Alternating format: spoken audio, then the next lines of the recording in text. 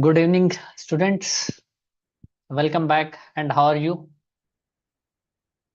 So, students, we are in the middle of chapter 5, that is audit of financial statements.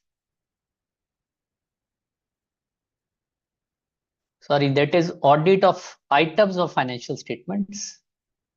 And we have already understood audit procedures in respect of various asset items like trade receivables, like inventories, like property, plant and equipment, intangible assets.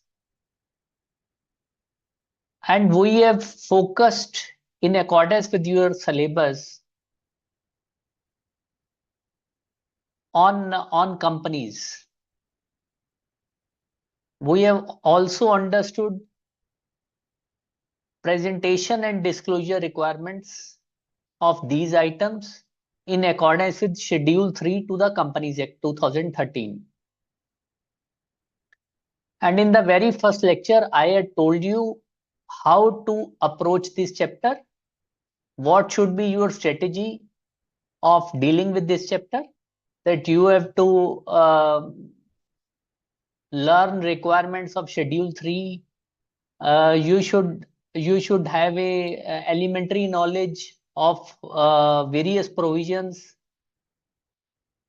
relating to Companies Act 2013 and knowledge of main requirements of accounting standards, which are dotted in your syllabus in this chapter. So today, students, we shall be taking up some items on the liabilities side. So remember Schedule 3 to the Companies Act 2013, guys. Now, in liability side, the heading shows equity and liabilities, if you remember.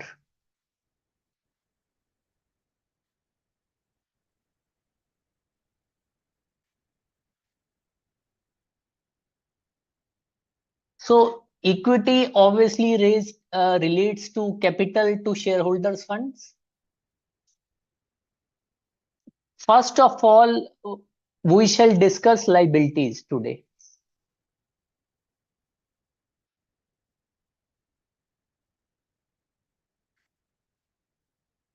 So guys, as in case of assets, liabilities are also presented in financial statements of company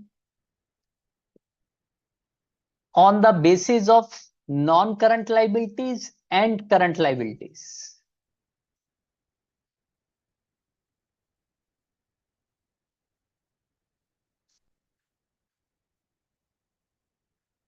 Remember heading of Schedule 3 to the Companies Act? Non-current liabilities and current liabilities. So guys, quickly tell me what are current liabilities and what are non-current liabilities? Yes. I had made you understand on the very first day difference between this nomenclature, current and non-current, in the context of Schedule 3 to Companies Act. Yes.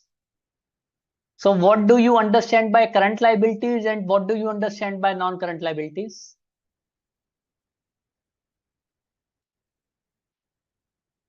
Yes, guys, do reply on your BOS mail. Do send your responses on your BOS mail and not on Zoom chat, please.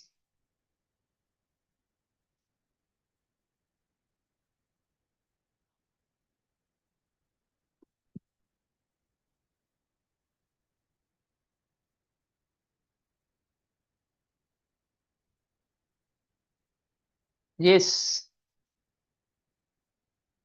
Yes, Tejaswin, you are writing current liability like less than 12 months. Yes, which are likely to be paid in less than 12 months or within the operating cycle. Like borrowings And current liabilities like debentures, long-term loans, yes, which are more than 12 months. Yes, Pallavi. Yes, you are also right. So non-current liabilities obviously include long-term borrowings,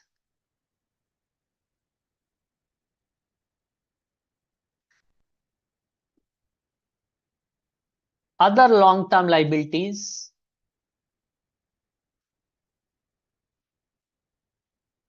and long-term provisions.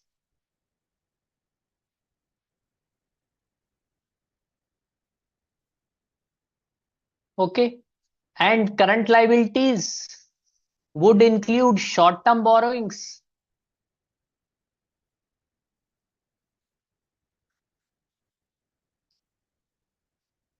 trade payables,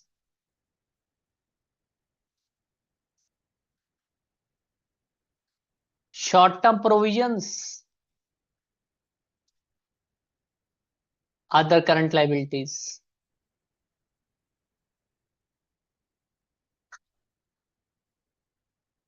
Yes, Vishwajit, probably you are attending the first lecture. You can send your queries on this portal, BOS mail. And if you want to talk, then we can talk in the end of the lecture when you would be unmuted in last 15 minutes or so. Okay. Yes, all of you are writing correctly. So Vishwajit, if you are attending today for the first time, I would request you to first um, go through the recorded lectures of chapter 1 to 4.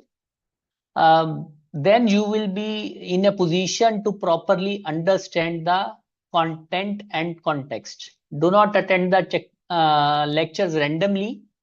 So first, do go through the recorded lectures of chapter 1 to 4, because many terms would be coming in today's chapter which we have done already.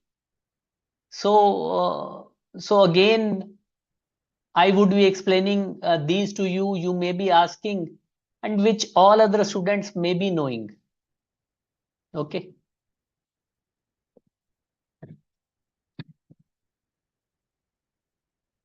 So yes, guys, what is the difference between long-term borrowings and short-term borrowings?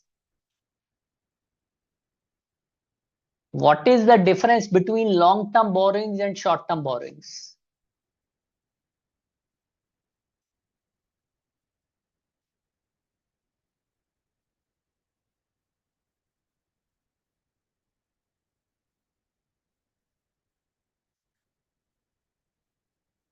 Yes, Vishwajit, these are relevant, but for September 25, these are for May 25, and you can see these also for September 25. But as stated on ICAI website, these are for May 25 exams. So it's better you see recorded lectures, Vishwajit, first.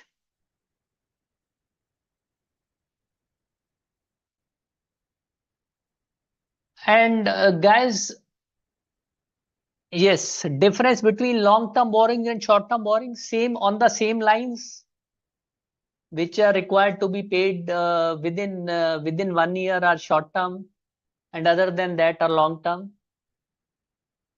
So it term comes in the context of borrowing students, which we would be also studying in your chapter 10 on bank audit.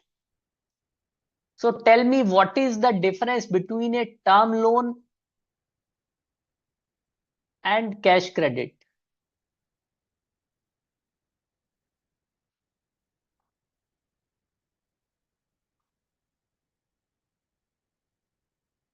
What is the difference between a term loan and cash credit?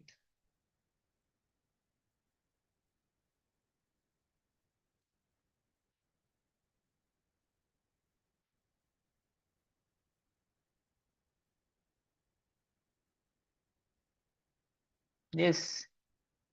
You have heard both these terms, guys. Both these are in context of borrowings. Say if a company has taken a term loan from bank, and if a company has taken a cash credit facility from a bank, what is the difference between these two?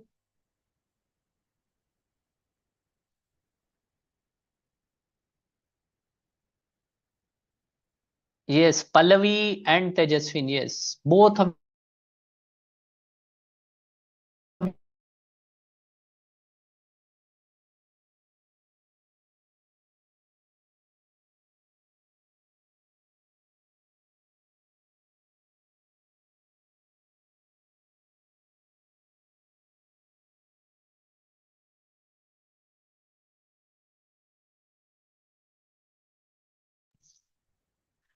yes, guys. My voice is audible.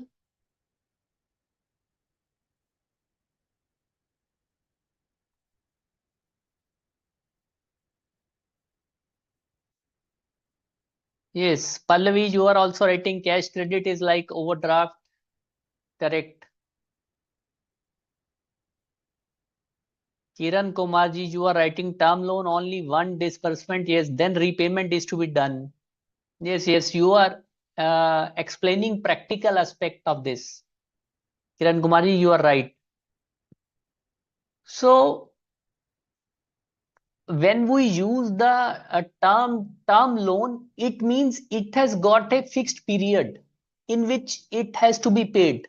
Like like a company has taken a term loan for purchase of machinery. Now this term loan is to be repaid in a fixed period, say 5 years or 7 years, and the installments may be monthly or quarterly.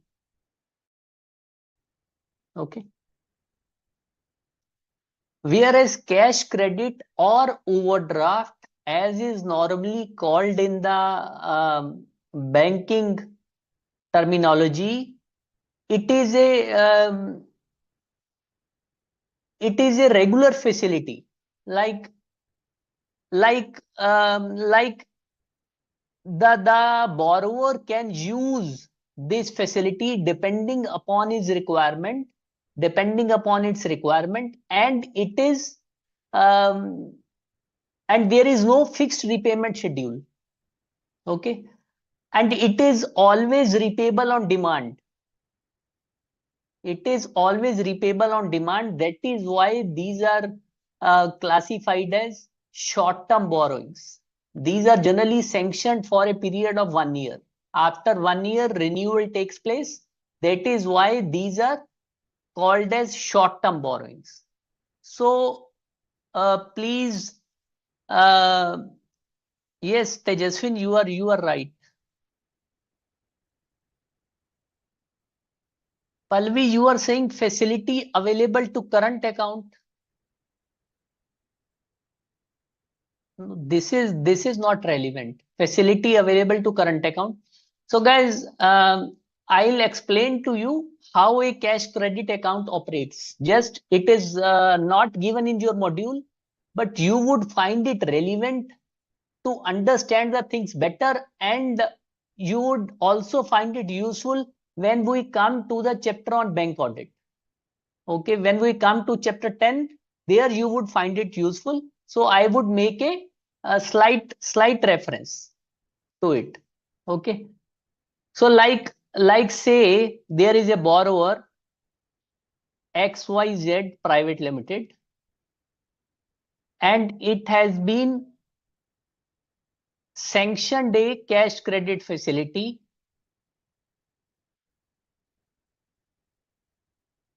say of rupees 50 lakhs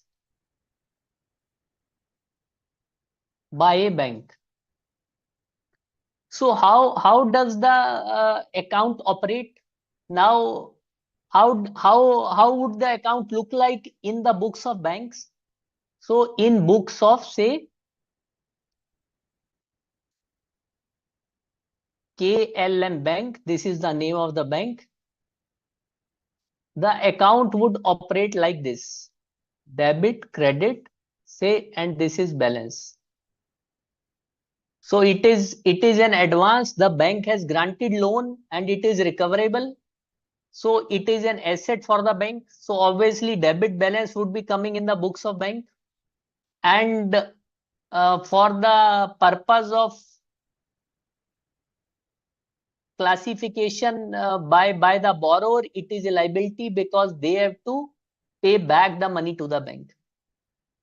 Okay, say cash credit of 50 lakh has been sanctioned. Now the party, the company XYZ Private Limited, it may not choose to avail 50 lakhs at the first count. Say it issues a check of rupees 10 lakh for payment in respect of purchases for certain raw material supplies. Okay, as on a particular date, say on 5th April 24. So as on that date, the amount in the books of bank would be debit rupees 10 lakh. Okay. Say then on 8th April, again, the company issues another check of say 5 lakh to some another supplier. So the balance would be 15 lakhs debit. Now say on 15th April, the company has paid again some checks for certain expenditure. So balance would be 17 lakhs. Now say on 7th May 24, the products which the company has sold to some debtor, some payment has come. Say rupees 5 lakhs has come. So the amount would be credited. So the balance would be 12 lakhs. Now interest would be charged only on the outstanding balance. This the account would be liquidated by the sale proceeds which are coming, which are being deposited in cash credit account. So this is how the account would operate. Whereas in case of term loan, a fixed amount is disbursed and the company or the borrower has to pay back the money in monthly or quarterly installments or whatever the stipulation is there in the sanction letter. Yes, guys, you have understood this basic funda. Always remember in your mind this basic funda.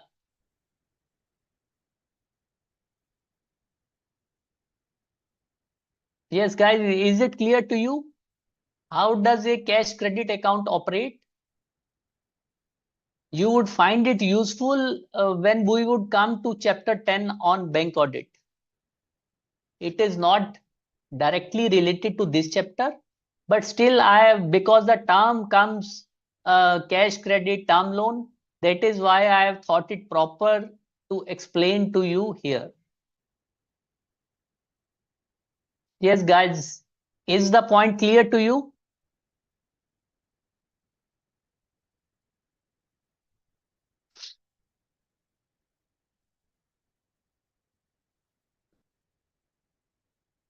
No, no, Sanya, it doesn't mean only one debit and later credit in term loan.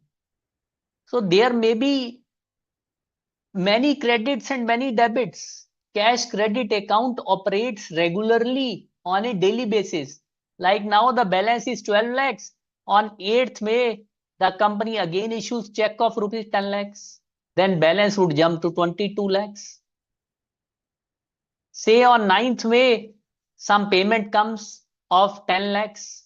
Then balance would again become 12 lakhs. So interest would be charged by the bank on a accounting for the balance which is outstanding at the end of day on a daily basis. Okay. Although interest would be debited monthly, but it is calculated on the daily outstandings. Yes, Sanya, is it clear to you?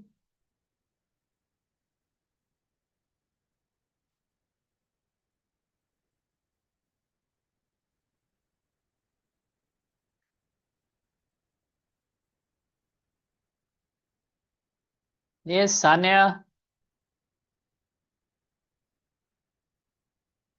Okay, that's fine.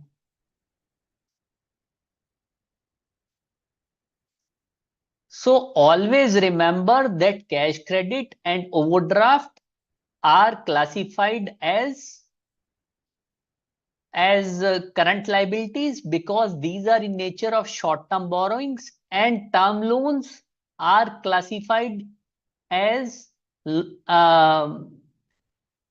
long-term borrowings under the head non-current liabilities. Okay.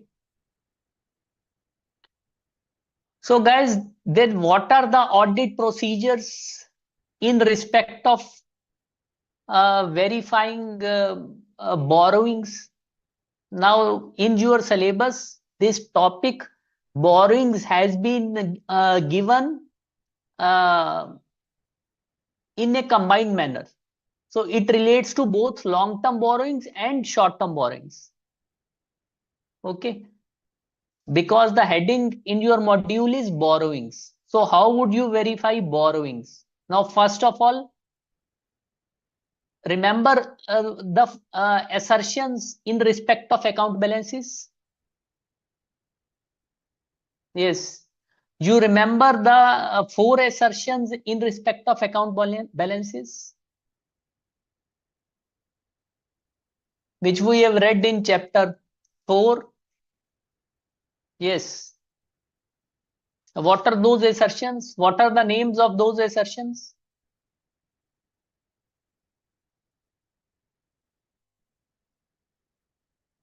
Yes, guys, now this should come quickly to you.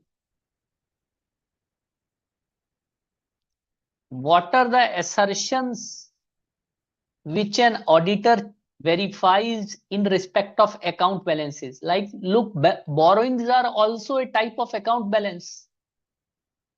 These are balance sheet items. These are balance sheet caption heads.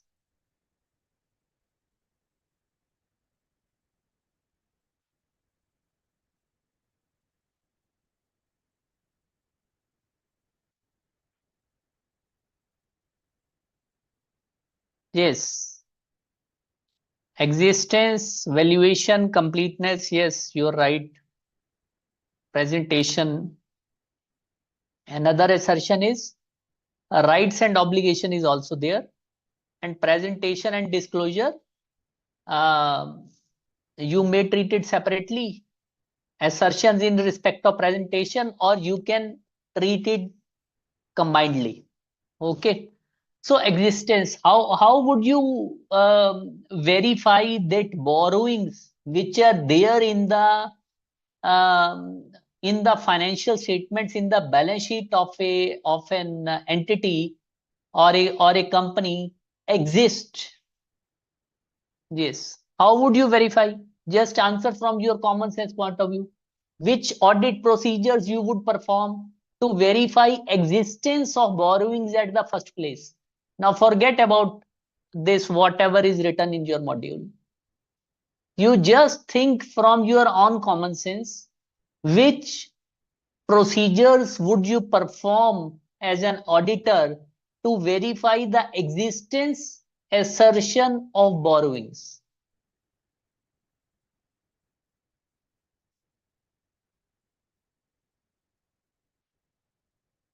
Yes, just think logically.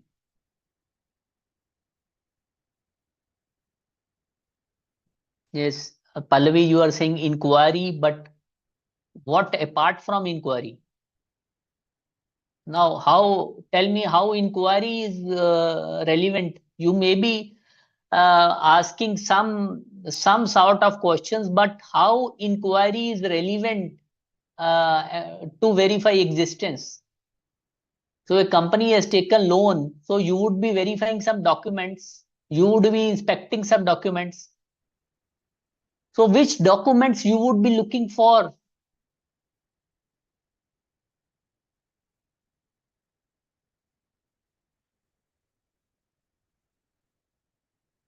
Yes, Delhi bank statement. Okay, that would also show that company has taken loan, has taken borrowings. Yes. Yes, bank loan certificate is also correct. Yes, checking of documentation of existing loans, loan agreement. Yes, borrowing agreement, Tambeshwari. Yes, all of you are correct. Ritika. So first of all, first thing is we are talking about existence. Whether what is being reflected in the financial statements of a company or of an entity, whether this amount, this account balance really exists at the first place. So for this is to see, this we shall be um, verifying by going through the, say, loan agreement, by verifying sanction letter, by inspecting sanction letter, under which the company or the entity has borrowed money from the bank. And one can also resort to minutes of the meeting of the board of directors in case of company. One can also ask for confirmation from bankers. One can send direct confirmations to the bankers to confirm whether so and so client, whether so and so company has taken borrowing from your branch, from your bank. It is like an external confirmation procedures under SA 505. Yes, Kiran Kumar ji, you are right. Charge created on ROC. In ROC, as you know, like whenever a company takes borrows money from some bank or financial institution, then obviously it has to create a charge in favor of the lending person. Okay, so that a form is required to be filed, and necessary fees is required to be deposited.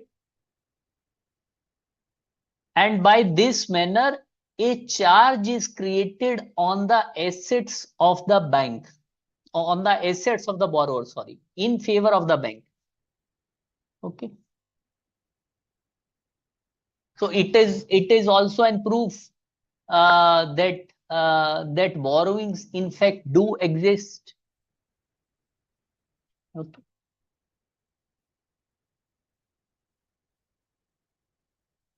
So review board meetings, agree detail of loans recorded to the loan agreement. So you would be seeing whether the items which have been reflected in financial statements under the head borrowings are in accordance with the sanctioned amounts, are in accordance with the loan agreements. Okay. Obtain independent balance confirmations, SA 505. Okay. So these type of things, like in case of debentures, examine trust deed and dates of redemption, borrowing restrictions and compliance with the covenants. Covenant means agreement. So guys, you have idea of what is debenture trust deed? You have read it in your Companies Act classes. What is debenture trust deed?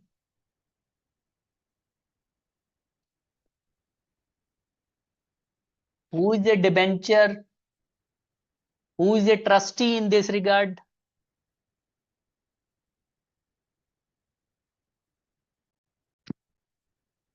Yes.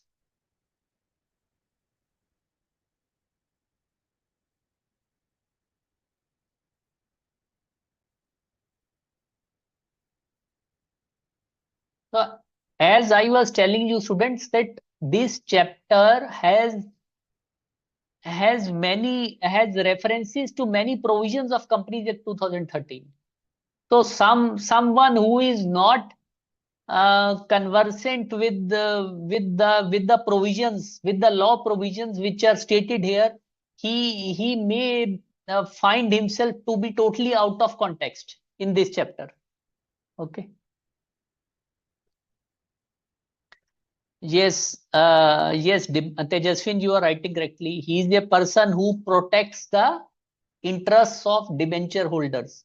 So there is a provision in Companies Act, say if the company is issuing debentures to, I think, more than 500 debenture holders, then a debenture trustee is to be appointed. Now his job is to protect the interest of debenture holders. Okay. So debentures are also a form of borrowings, as you know, you have read in your accounts also. The company pays interest on debentures. So you can verify trust deed, terms of redemption, and compliance with the agreement. Okay. Obtain written representation that all liabilities which have been recorded represent a valid claim by the lenders. So this written representation, students, it is also a technical term. There is a separate essay on it, written representation, which we will be studying in chapter 7. Okay.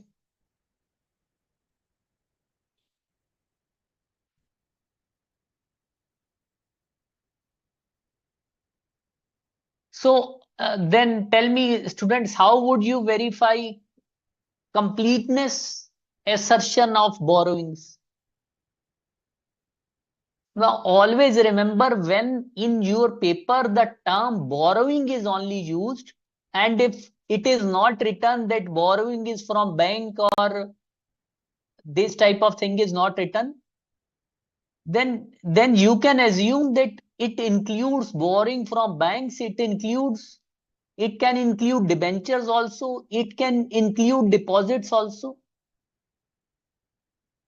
because these are in nature of borrowings which are required to be paid.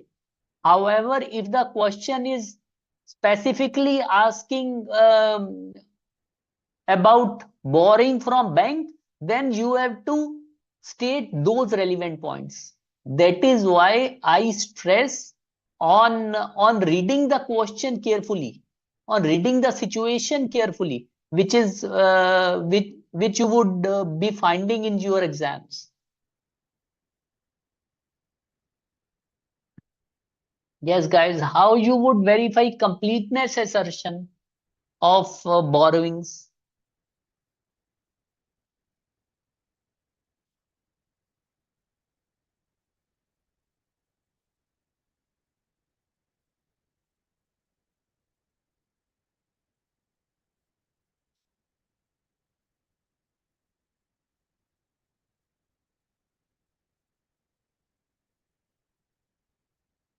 Yes, anyone?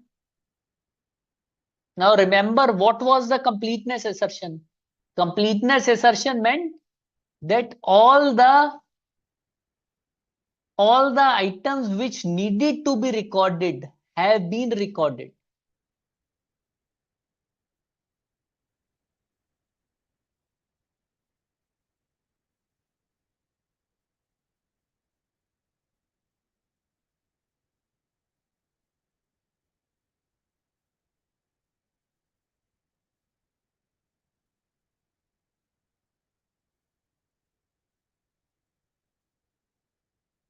Yes, few mails have come, Vismitha, Tejaswin.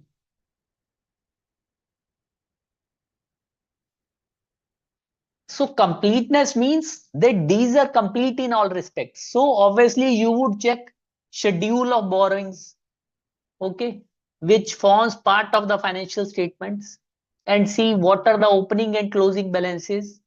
And if the company has taken some additional loan during the year, you would verify its evidence. You would again do all the procedures which are part of your verification of existence assertion also. Okay.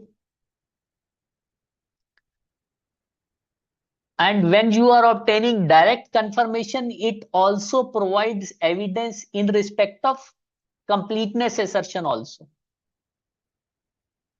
And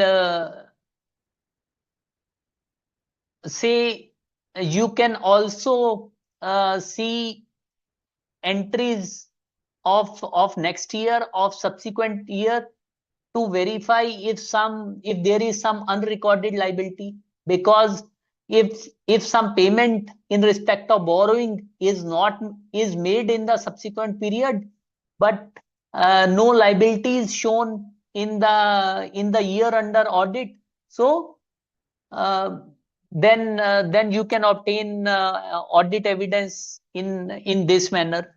You can perform audit procedures in this manner. Okay. And valuation means in respect of liabilities, in respect of borrowings, valuation means that amount which is stated in the financial statements is proper, is correct. Okay. So obviously you would be checking that all the interest which has been applied by the lender, it is recorded in the books of accounts and is consequently reflected in the financial statements. Okay. If there is some foreign currency loan, then you would have to see whether the amount has been converted at the closing exchange rates in accordance with AS 11. You can also see the accounting policies.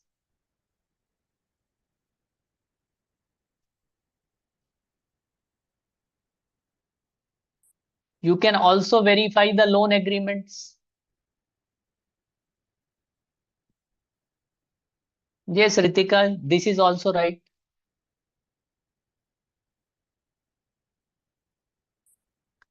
You can also verify borrowings from related parties in accordance with the requirements of and compliance to AS 18.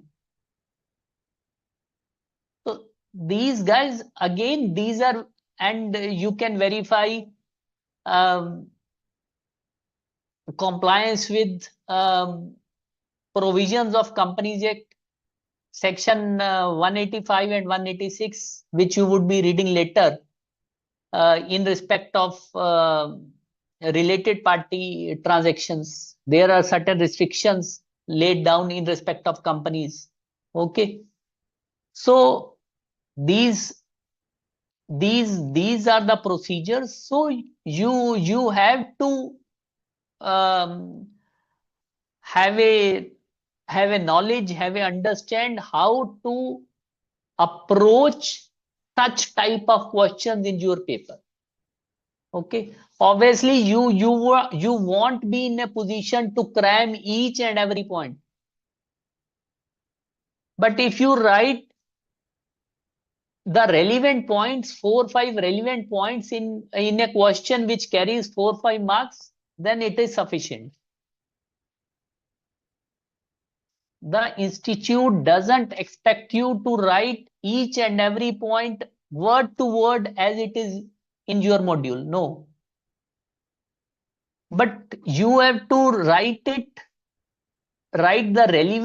relevant point. Like if the question is asking from you to write procedure in respect of a particular assertion, then you have to write those procedures. If the question is asking you to write procedures to verify an assertion relating to only bank borrowings, then you would have to write only those procedures. Then you won't include debentures and all those stuff. Okay.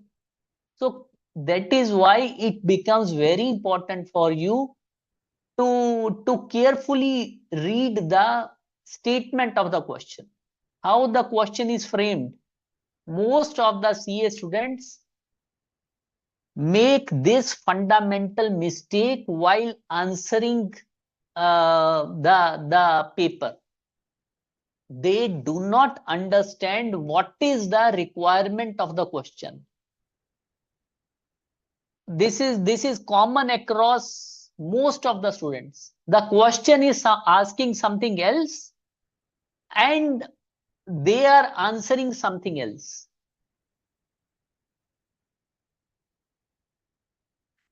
Yes, Pallavi, what you are trying to ask, you are saying same audit procedures can be undertaken. Yes, it is also possible.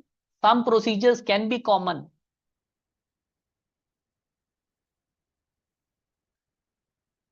And then we come to disclosure requirements. So again, students, disclosure requirements as per Schedule 3. These you have to remember.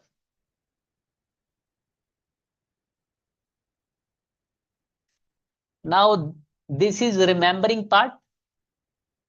So after each head, there is disclosure, there are disclosure requirements. So it is better that you remember, you learn all the disclosure requirements at one go. Try to learn these requirements as if it were a separate topic, as if it were a separate chapter, because it is going to help you in your accounts also.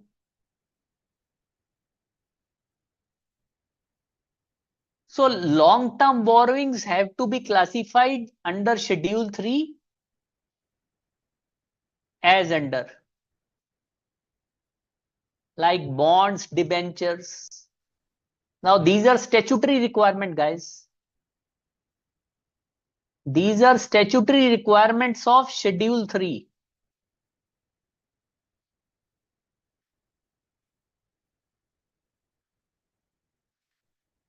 So therefore, for law provisions, you have to remember these as such, as these are. There is no other option. So term loans from banks, from other parties. Okay, term loans can be from other parties also. Now, which could be other parties?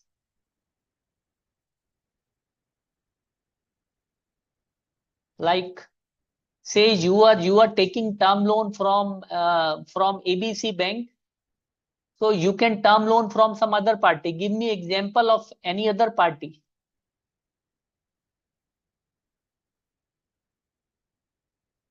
Like our supplier. No, I just think that is little out of context. From other parties. What does from other parties mean?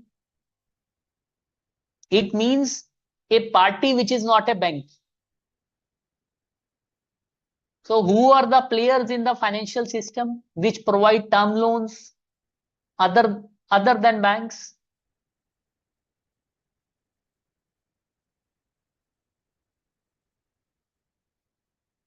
No, guys. Simple. Just think about NBFCs, non-banking financial companies like XYZ Financial Services Limited. So although they provide term loans, like they provide loans for various equipments, uh, for various assets, okay, like for say cars, for say trucks. These days it is very common.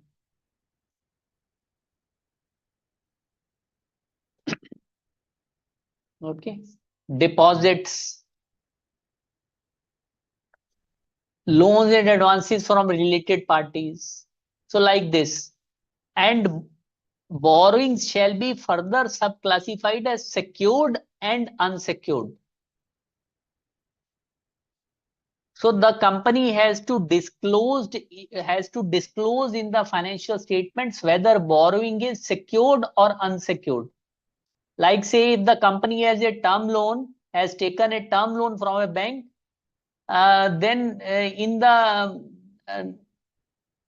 schedules, of long-term borrowings, it would be stated that let's say the loan is secured by say it is against what kind of asset? Say it is against building, it is against a mortgage of building, and it is guaranteed by directors. What is the kind of security? All these things would be stated. Okay.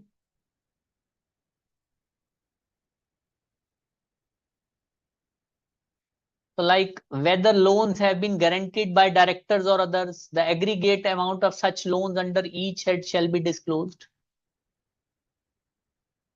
So in case of debentures also, you would state the required particulars along with the rate of interest, and particulars of redemption shall be stated.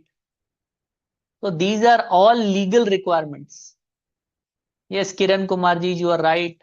Hypothecation of movable assets can be there, like when a company obtains cash credit facility against the security of inventories, against the security of stocks, then we write hypothecation of hypothecation. Then we use the term hypothecation. So this again, students, you would be reading all these terms in your chapter on bank audit.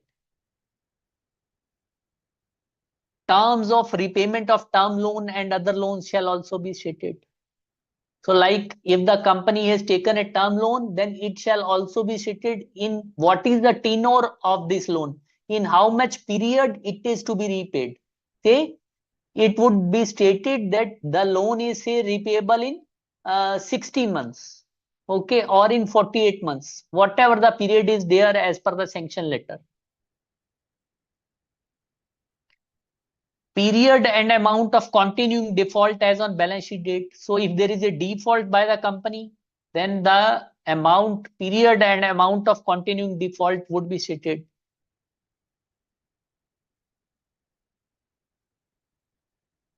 And other long-term liabilities. Besides, there can be other long-term liabilities like trade payables, which are not in the nature of current liabilities. Okay. And others is a residuary item. So similarly, on the same lines, which is there, disclosure is there in respect of. Yes, Srinivasan, I would show you disclosures of financial statements of a company in last lecture of this chapter 5. Okay, on the last day I'll show you.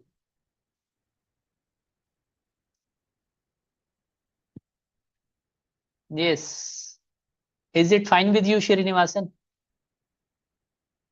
So we'll take a simple balance sheet of a say private limited company, a sample balance sheet, and would see how disclosures are made. Or we can take balance sheet financial statements of a listed company, which is available. So again, that's good, Srinivasan. This would help you. This would help you. It was a good suggestion from Srinivasan. So short-term borrowings shall be classified as loans repayable on demand from banks, from other parties. So loans repayable on demand means cash credit facilities, which are in nature of cash credit overdraft facilities.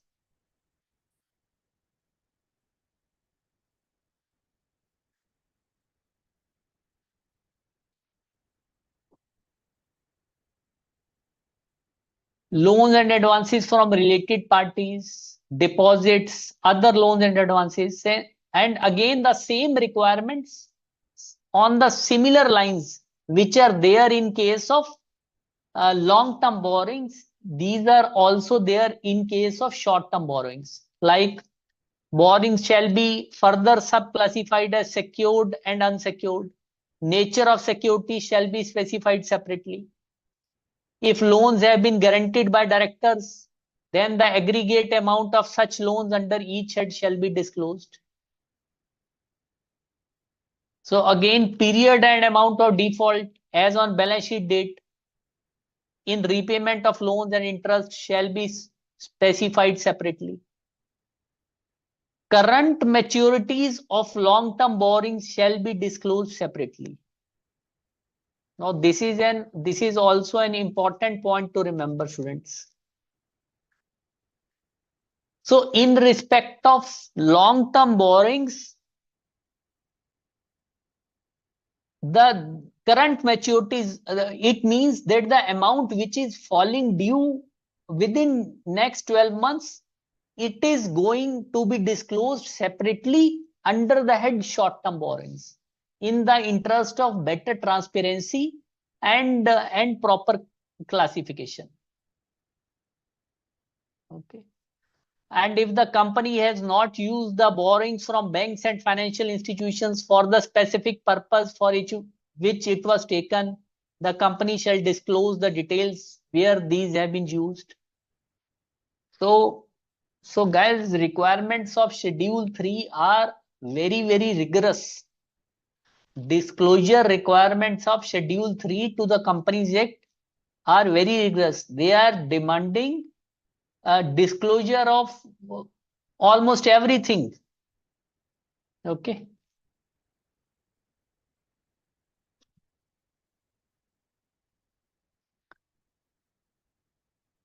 So besides this, students, there is some other disclosures which has to be disclosed as additional regulatory information.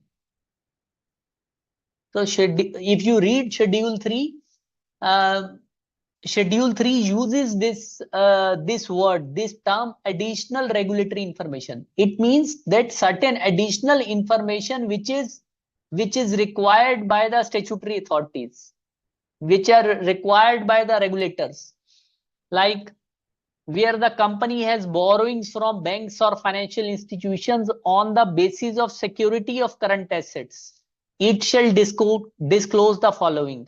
Now, which facility has security of current assets? Say, just apply your mind, students. Now, a company has taken some facility, some loan from a bank on the security of current assets. Then what could this mean? What is the name of such kind of facility?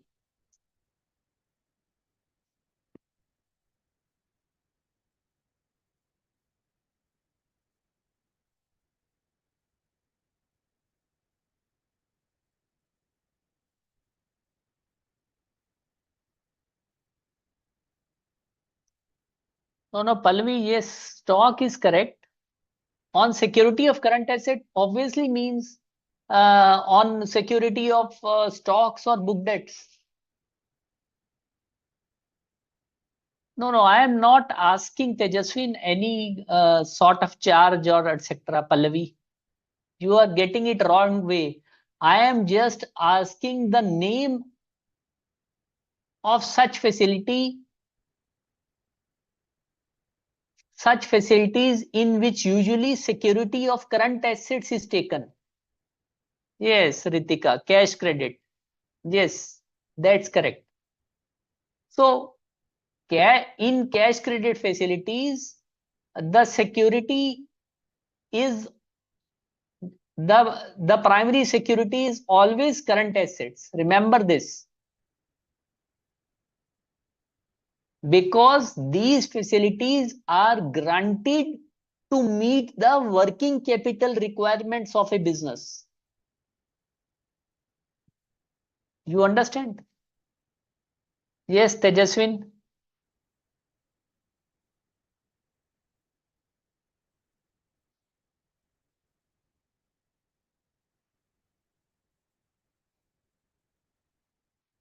Okay.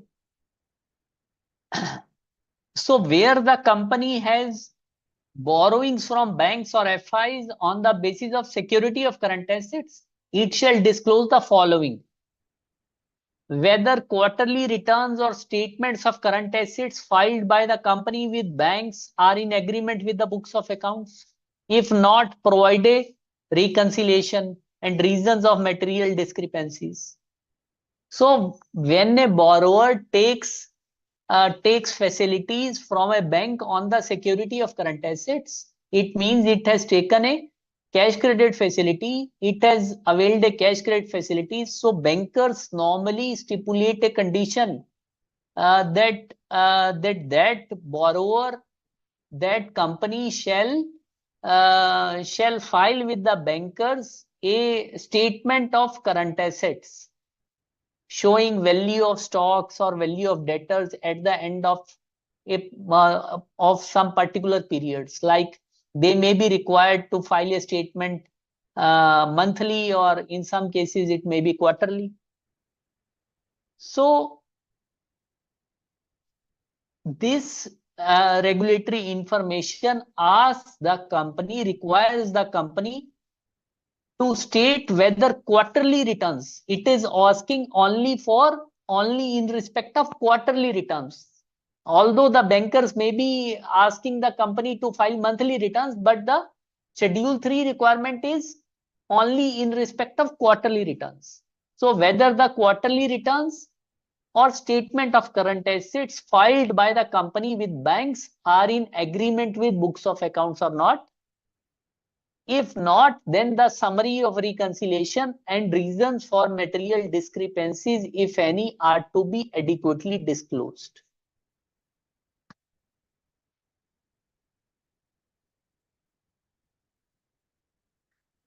No, Tejaswin, I was asking from you the nomenclature of such facility.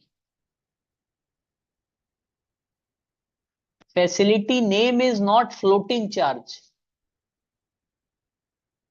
Okay. And second is disclosure regarding willful defaulter. Now, if some company has been declared a willful defaulter by a bank, willful defaulter means which has been categorized as such in accordance with the guidelines on willful defaulters issued by the RBI, like where a company has diverted the funds.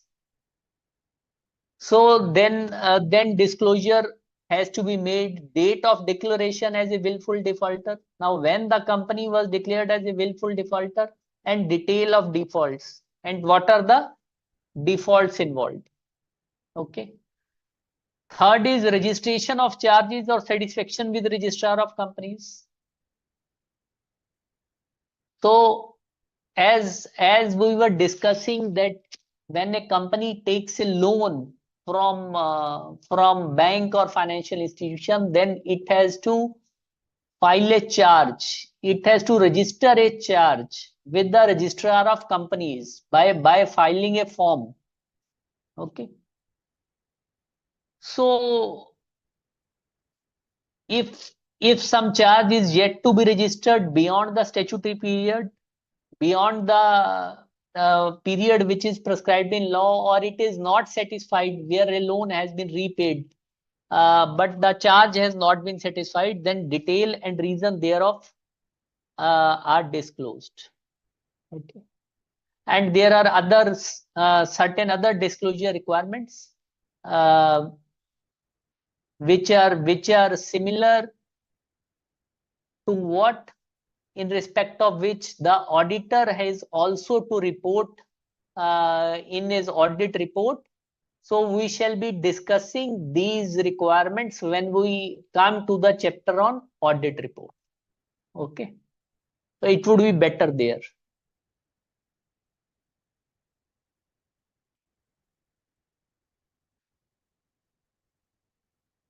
So you understand, guys, the broad procedures which an auditor performs for verification of borrowings. Now we shall come to trade payables and other current liabilities.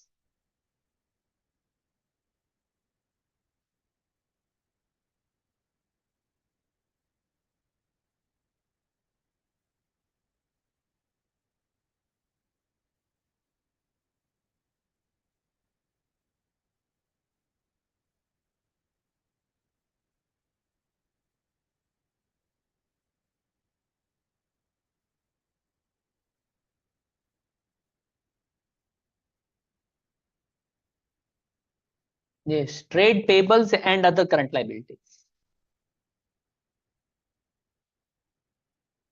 So again, guys, so these again common sense procedures on similar lines with trade receivables. So we have already done audit procedures in respect of trade receivables in quite detail. Now tell me, how would you verify that a trade payable in fact exists? So first assertion in respect of trade payable is existence, that this account balance in fact exists. How would you verify this? The basic first step.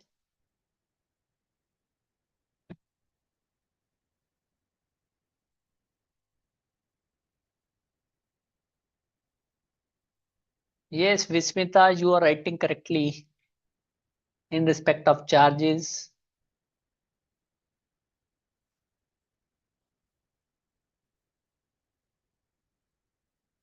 Now, how you would verify existence assertion in respect of trade payables?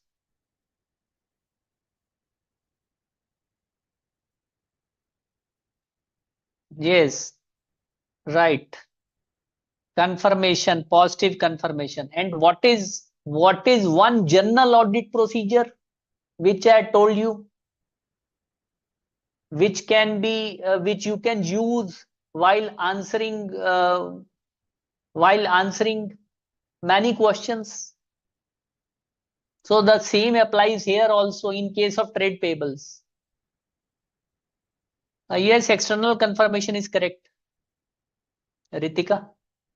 Yes, checking of internal controls. Yes, that's right. So checking of internal controls, that if internal controls are operating satisfactorily in respect of trade payables, if these are effective, so it is again part of audit procedures. Okay, direct confirmation procedures we have already understood. So it is again explained, the same thing which is again explained. So if you have done it once, you need not waste your time in reading those things again and again. However, these are given in your module because these are relevant for a particular head, for a particular account balance. But you understand what does this mean? What do these procedures mean? And in what context these are used? Okay. So like full 2 pages are there in respect of uh, direct confirmation procedures, which you know already. So you have to remember the main points, and that's all.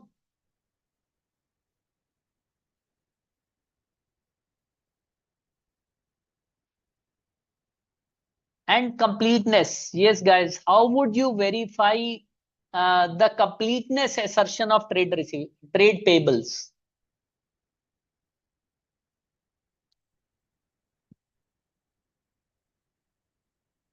So completeness assertion, we had understood that all the balances that were supposed to be recorded have in fact been recorded and recognized. Now for this, I would be making a test, like I would be checking um, last few invoices received during the period end. Now whether these have been included in trade payables, say near the period end, if these are still outstanding, if payment has not been made, then obviously these should be reflected under the head trade payables. So I would be gaining satisfaction, I would be gaining evidence about the completeness of trade payables. Okay. So that all the invoices near the period end around 31st March, say between 25th March and 31st March, whether these are being reflected under the respective balances of trade payables. So by doing so, I am checking completeness assertion. So before the year ends, all the goods which have been received, and there should be corresponding purchase invoice in relation to it. And these should have been booked under the head purchases as well as under the head trade payables. So by doing so, you are not only verifying completeness of purchases, but you are also verifying completeness of trade payables. Okay. So similar procedures, match purchase invoice to the gate inward date. So when some goods, when goods are received in the premises of an entity, obviously they would be maintaining some sort of records at their gate to which shows that goods were in fact received at the gate, and these were allowed to enter in the company's premises, and thereafter it would go to the relevant department for which it is meant. Okay. So you can trace some entries to this record.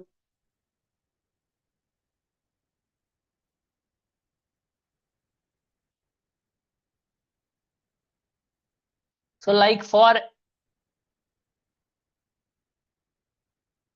review subsequent expense vouchers, review all material expense vouchers recorded post the balance sheet date if they relate to transactions from within the audit period.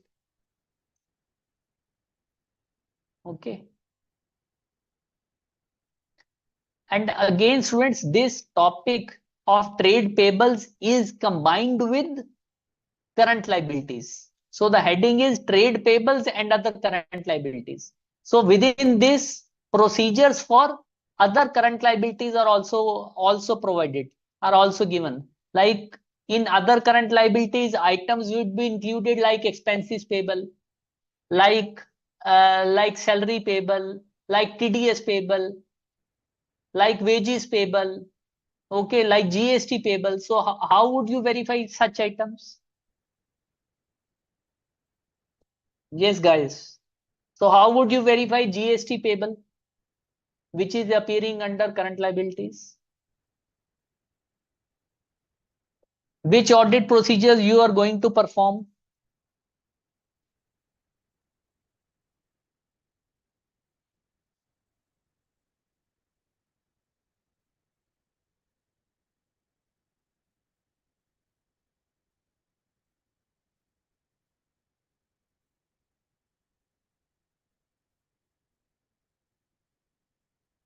Yes, anyone? How would you verify GST payable? Yes, Tejaswin, yes, that's right. Verification of GST portal, but what you are going to verify? You would have to verify that whether the amount which is being reflected as payable, whether it has been paid or not in subsequent period. So if it has been paid, then it means that it existed as on balance sheet date. Yes, by GST returns. That's correct. But the point is, what what what you are going to verify? Okay.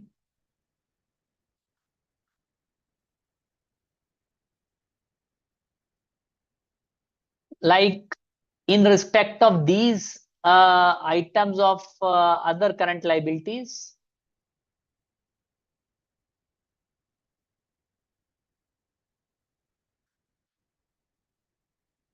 And students, do not get uh, frightened, I would say, by some unusual nature of terms used in the paper.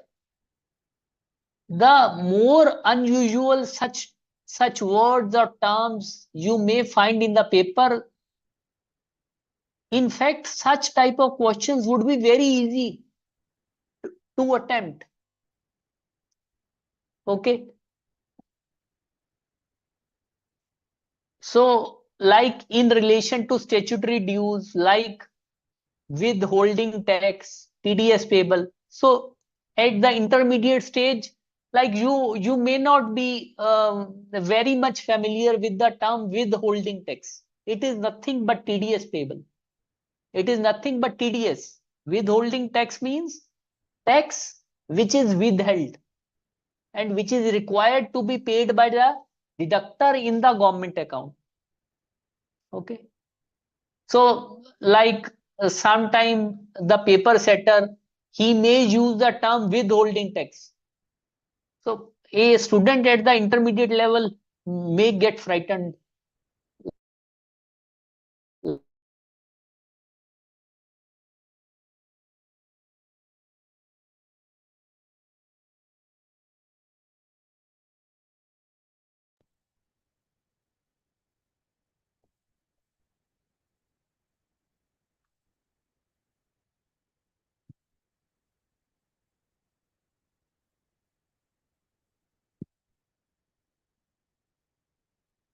Yes, guys, probably now I am audible. The voice had gone. So, again, what I am trying to say, I would repeat what I have said already. Like sometimes some terms or some words could be used in your paper which you may not be very much familiar with. So you do not have to get frightened by such terms. Just try, just read it, just look at it once or twice. You can easily make out its meaning. Like I have given this example of withholding tax. So that instead of term TDS payable, it may be written as withholding tax. So if you read this term withholding tax, you get an idea some tax which is withheld by the entity, which is required to be deposited by the entity. So like companies, like entities deduct TDS on various payment items, like on payment to contractors, on salary paid to employees, on different expenses like commission, like job work, like professional charges. So they have to deduct TDS, and this has to be deposited by some due date in next month. So as at balance sheet date, such item would be reflected as part of current liability. So obviously you would be verifying whether it has been deposited in the subsequent period or not. You can check it from the bank statement, from the challans, from the TDS returns filed. Okay. Similarly, PF and ESI payable. So provident fund and ESI, which is deducted from the salaries and wages of the employees, that would be um, standing as an item of current liability in the financial statements of an entity. So again, you would be gathering evidence to see whether it has been paid in subsequent period or not. Okay, so for GST payable, obviously you can check GST returns, or you can make an overall test to see how this to see the reasonableness of GST payable amount by analyzing the purchase and sales. Yes, Tejaswin, you are writing correctly.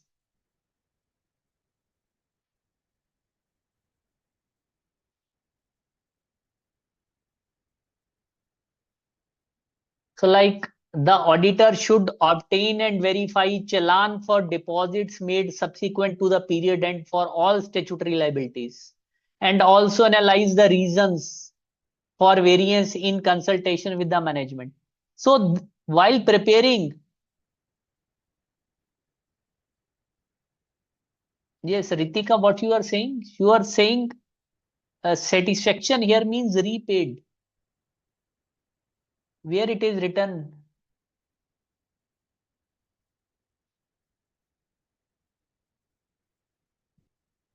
Yes, Ritika.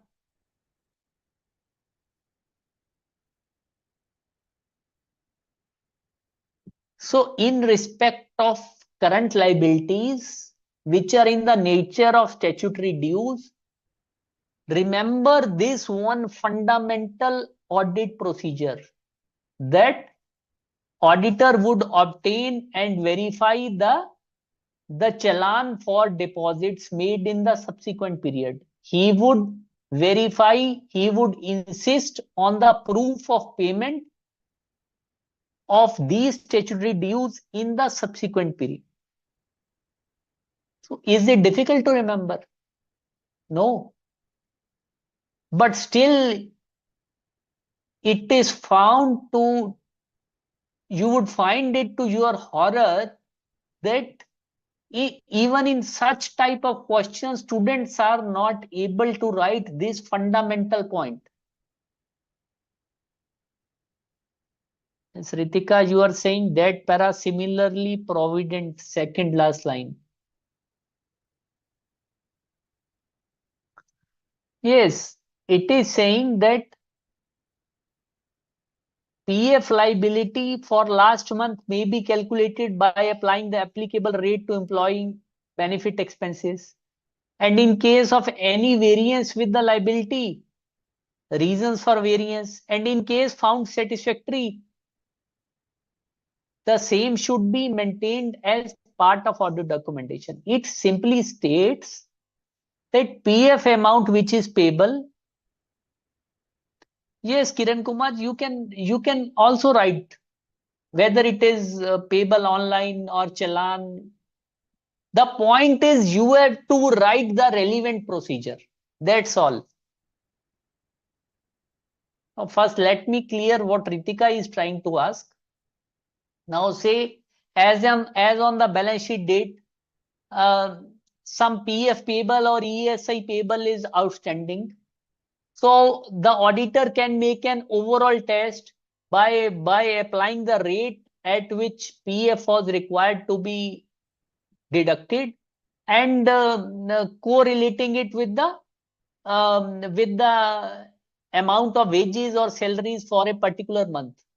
And if by making such an overall test, uh, there is some difference, then he should ask from management reasons for this difference, reasons for this variation. There can be situation where there is some difference due to some technical issue, due to some issue which cannot be um, which cannot come to the light of auditor by applying this overall test. There can be some reason. So he should ask from management regarding this reason. Now, if he finds the reason to be satisfactory, then the second line is stated that such reason should be maintained as part of the audit documentation in the audit file as a proof that this is the reason of variance. This is this is what this para seeks to convey. Yes, Ritika. Is it clear? You have probably understood it wrongly, Ritika. Satisfaction here doesn't mean repaid. Yes, Ritika. Is it clear to you?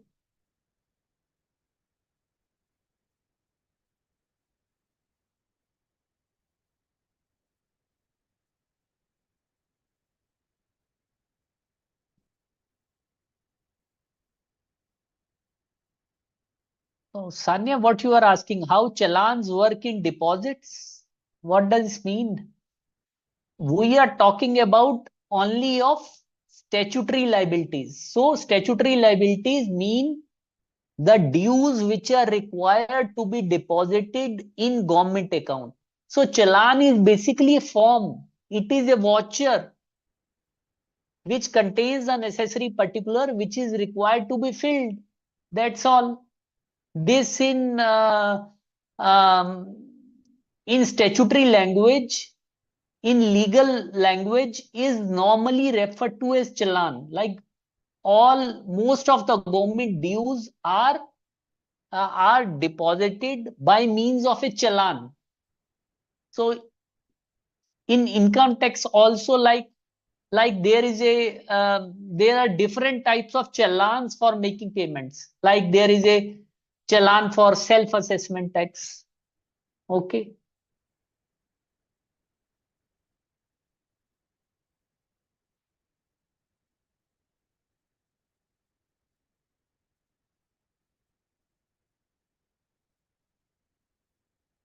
Yes, Sanya, is it clear to you?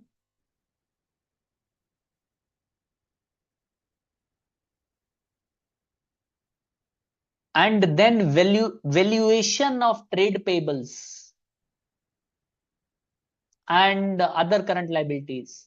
Valuation means like in case of trade receivables, we needed to verify whether there is in some old debtor, there is some old trade receivable for which certain provision has to be made. Now, for in respect of trade payable, if there is some old trade payable, then the auditor would need to verify whether the liability, whether the balance needs to be written back, that the company is not paying a particular balance and the amount is outstanding since long. Okay. So this can be obtained by obtaining, and this can be used, this can be performed by obtaining an aging report in respect of trade payables. Similar procedure as we had done in case of trade receivables. Yes, you are writing correctly. And if the management, if the financial statements show that some trade payable has been added back, then you would obviously be asking for the necessary documentation for proper authorization. Yes, Ritika, you are saying one more thing. You want to ask what does vis AV means? Vis AV means in relation to that. In relation to that.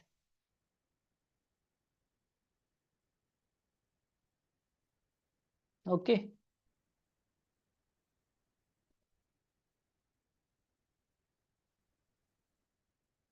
And if some amount is payable in foreign currency, then again same requirement, AS11 valuation. You have to see that valuation of trade payable currency has been done properly in accordance with AS11.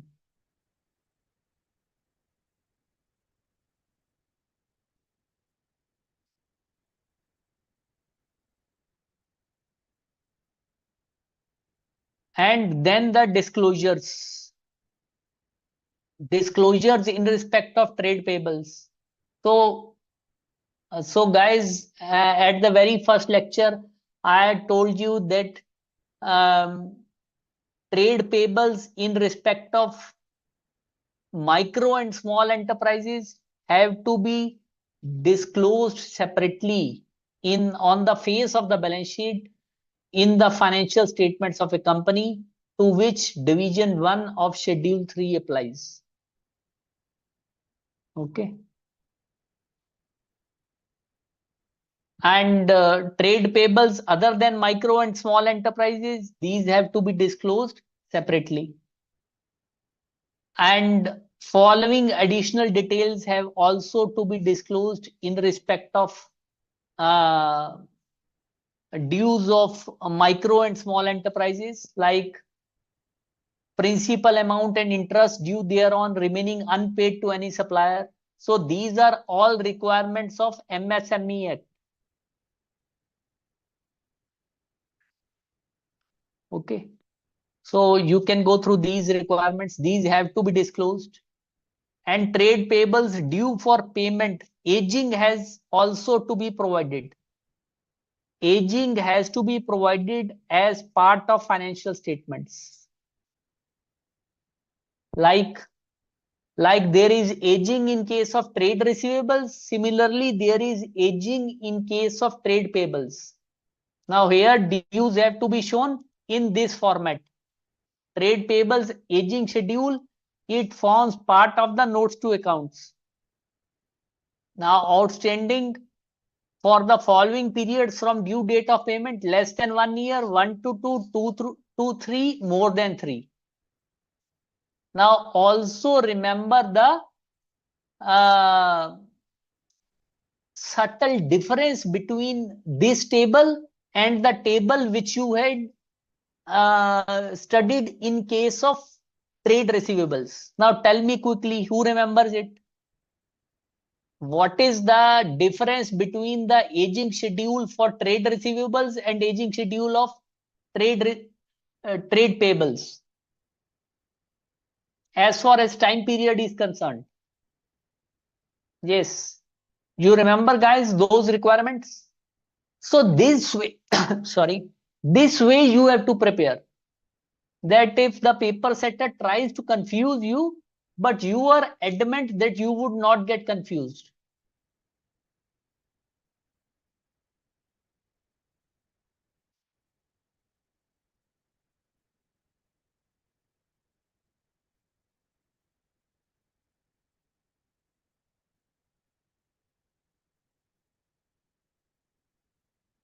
Now, one thing is that MSME classification, MSME dues and non-MSME dues, this is only applicable in case of trade payables and not in case of trade receivables.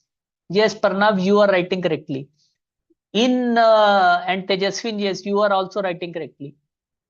That in case of trade receivables, the aging is first column is less than 6 months, and then 6 to 12 months, 1 to 2 years, 2 to 3 years, and more than 3 years. But here, in case of trade payables, it is less than 1 year. The classification is less than 1 year, 1 to 2, 2 to 3, and more than 3. So a question can be made out on this thing just to confuse you.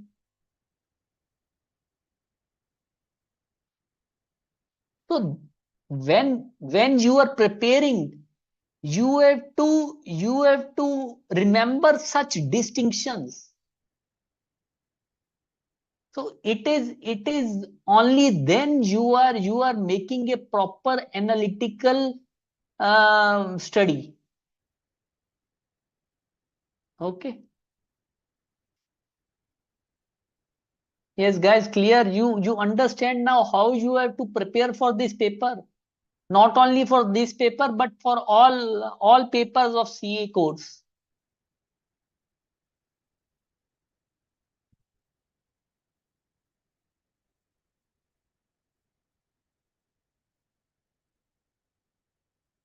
Yes, Kasak, you are also right. So, and then there are other current liabilities, disclosure in respect of other current liabilities like interest accrued but not due on borrowings, interest accrued and due on borrowings,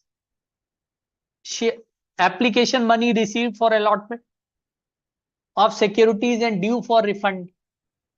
So such disclosures are required to be given uh, in respect of Schedule 3 requirements. So guys, again, my request to you is treat Schedule 3 to the Companies Act as a separate topic and devote 2-3 days to it at one go. Just devote 2-3 days to it. And then you come back to this chapter. So you would find that this approach is doing wonders for you. So this chapter is how many pages? 137 pages. So you would know that after you have done Schedule 3 to the Companies Act, your chapter gets reduced to not more than 40 pages.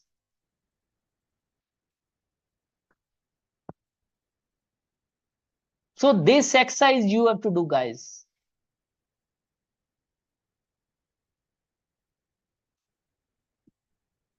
Which would help you not only in only in this paper, but also in accountancy paper.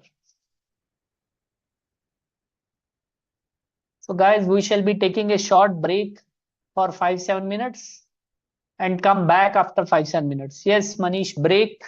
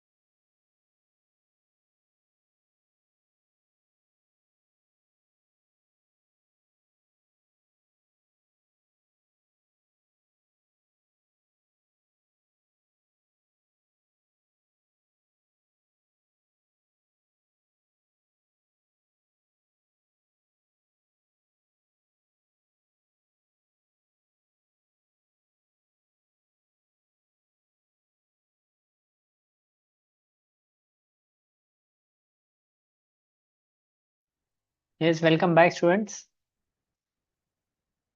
Yes, Pallavi, you are stating if in exams we have given one caption like borrowing and asked to verify, we have to write all the points. No, see, Pallavi, the point is you have to understand that when questions are framed in your exams, then obviously the length is decided keeping in view the marks allotted to a particular question. So as you know that the questions carry 4 or 5 marks each. So obviously the questions would be framed in such a language that you won't be required to write more than not more than 5 6 points, or at best um, a page or so, or even little. So it is not that you would be asked to verify how you would verify borrowings and you have to write all the points. So some specific points would be asked from you. And when papers are when questions are framed, then obviously the model answers are also framed. Remember this also. So the person who is framing a particular question, he would also be framing a particular answer. So obviously a question is framed which justifies the marks allotted to a particular question. Hey, Vismita, you are writing where we can find Companies Act 2023 notes. First, Vismita, correct yourself. The name of legislation is Companies Act 2013. It is not Companies Act 2023. And notes, the complete module of Companies Act corporate law syllabus are uploaded on ICAI website. Okay. And I think the classes must have started, guys. I am not aware whether company law classes have started or not. If these have not started, then these would start in due course. And obviously you have to prepare your own notes. If you are so keen on having notes, then it's better to prepare on your own notes.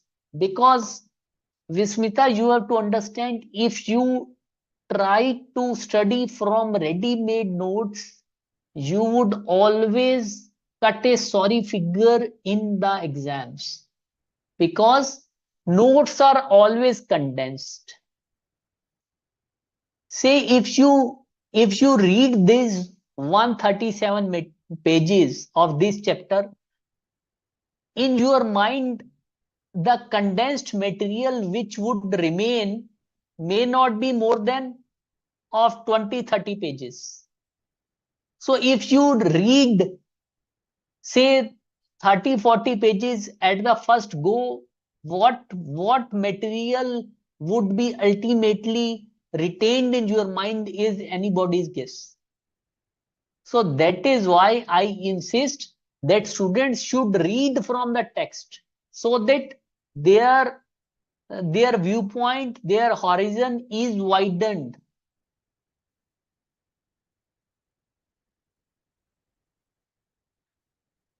Yes, Kiran Kumar ji, you are asking while writing answer, is content of question to be written or not required? No, you don't have to repeat the question again. So you can make a passing reference to the situation given in the question, that you can write in this way, that the above situation requires the auditor to perform following audit procedures. And you can write 1, 2, 3, 4, 5. That's all.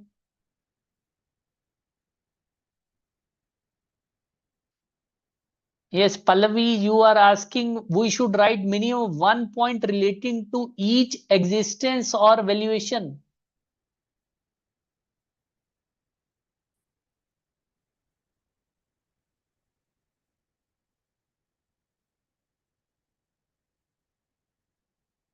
First thing, Pallavi, this is what I'm trying to make you understand. See, the question would be asking from you in all likelihood, say how you would verify valuation assertion in respect of borrowings from a bank or say general borrowings. So it would be likely asking from you procedures in respect of one assertion. If it is asking from you procedures in respect of two assertions, then obviously you have to divide your answer uh, in a balanced manner. You have to write, say, 2, 3 points in respect of existence and 2, 3 points in respect of valuation.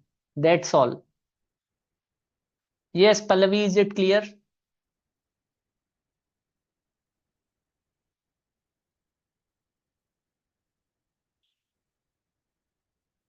Now, guys, next point, which we shall study, audit procedures in the respect of equity. Okay, that is share capital. So these procedures are written uh, in a combined manner in respect of all assertions, because these are common for verification of different assertions in relation to share capital. So first thing, we come existence. So obviously the share capital which is reflected in the balance sheet, whether it exists. So obviously you know that authorized capital, issued capital, paid up share capital. So you would be verifying that issued and paid up capital is within the limit which is imposed by the authorized capital. Okay. So if some share capital is issued during the period, during a year, you would see that if it is beyond the earlier authorized capital, that corresponding authorized capital has been increased by filing necessary form with the registrar of companies. Okay. So you would be verifying copies of resolution passed at the board of uh, directors meetings, or shareholders authorizing the increase in the authorized share capital.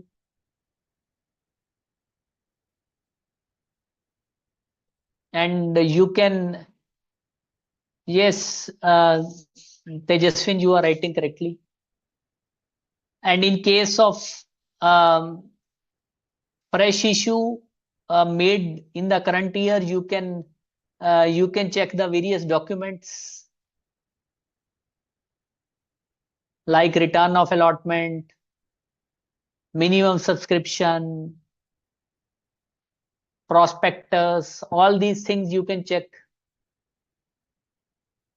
And you can also see if in case shares have been issued at premium. Now tell me, guys, um, you have attended your company law classes. Now, which section of Companies Act 2013 deals with the provisions relating to issue of shares at a premium? Yes,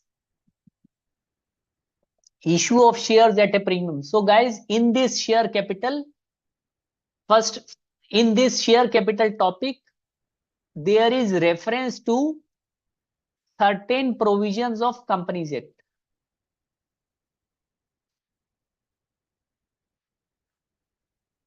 So obviously you should have knowledge of these provisions while remembering provisions, while remembering procedures, while understanding procedures in relation to share capital. Yes, section 52, it is right. Tejaswin, Pallavi, Paranjali, you are right. It is section 52, not 62. It is 52. Sanya.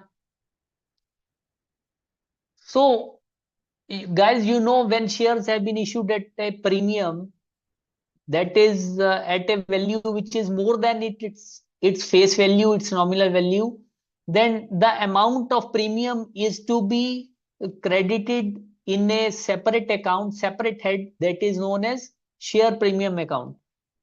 Now, there are certain purposes for which this share premium account is to be utilized. Now, what are those purposes?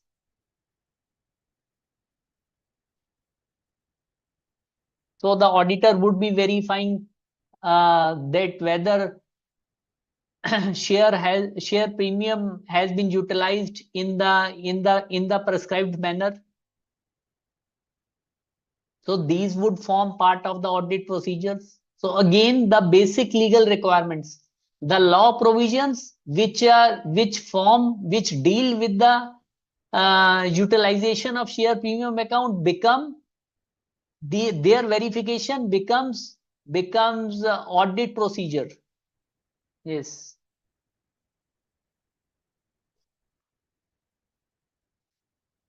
Yes, Kasak is writing something. What about others?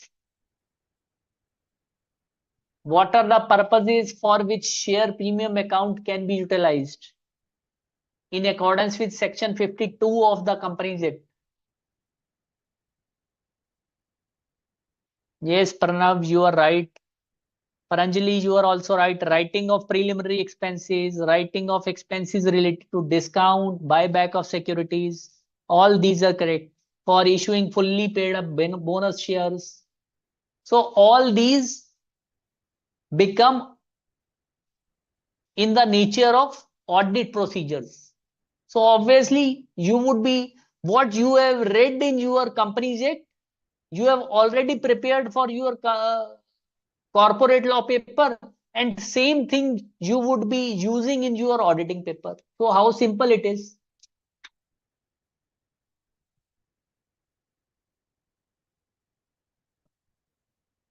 And whether, tell me guys, whether a company can issue shares at a discount.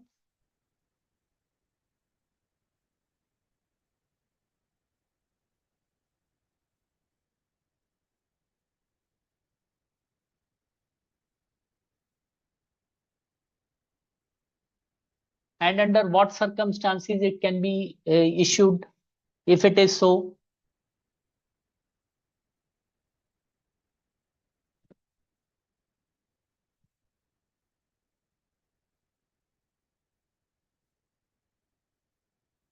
Yes, Kasak, you are writing correctly.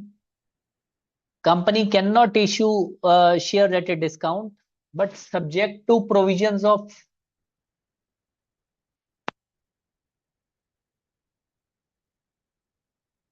section 53 and 54. So section 53 deals with this aspect, that is issue of shares at discount. So the heading of the section is prohibition of issue of shares at discount. Okay. So, but it also states that except as provided for in section 54. Now, section 54 deals with the sweat equity shares. So, except in case of section 54, the company cannot issue shares at a discount. And another requirement in section 53 is when there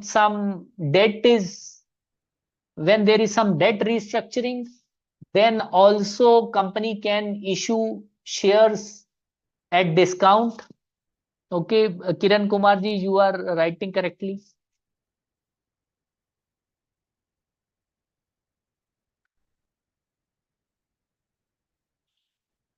So the auditor would be, in case such a situation is there, so auditor would be verifying these points. So sometimes students, direct question has also come in your exams in few attempts.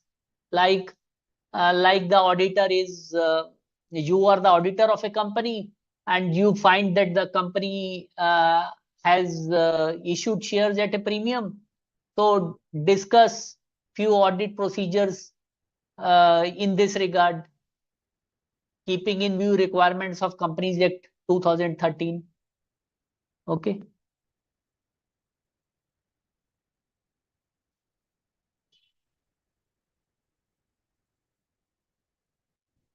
So basically, this uh, topic has references to these sections, guys. Section 52, that is issue of shares at a premium.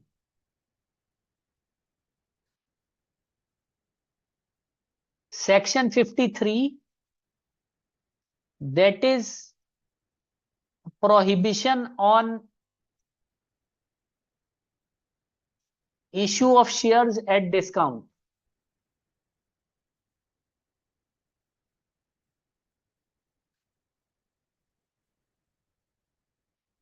Section 54, issue of sweat equity shares.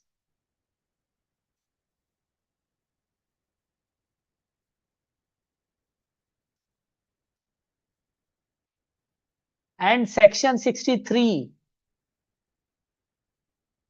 sorry, section 68, buyback of shares.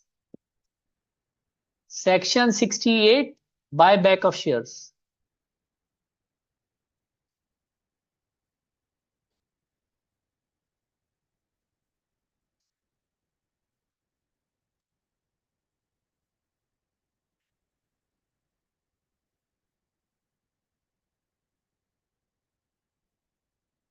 Now, what are the provisions, guys, of Section 54 of Companies Act regarding issue of sweat equity shares? And what are sweat equity shares at first place?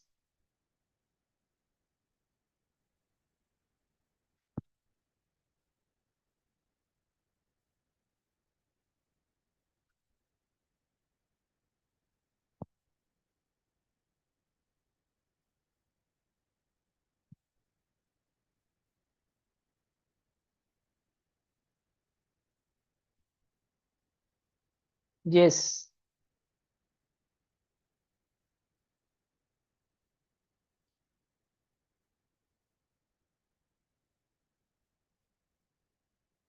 Yes, students.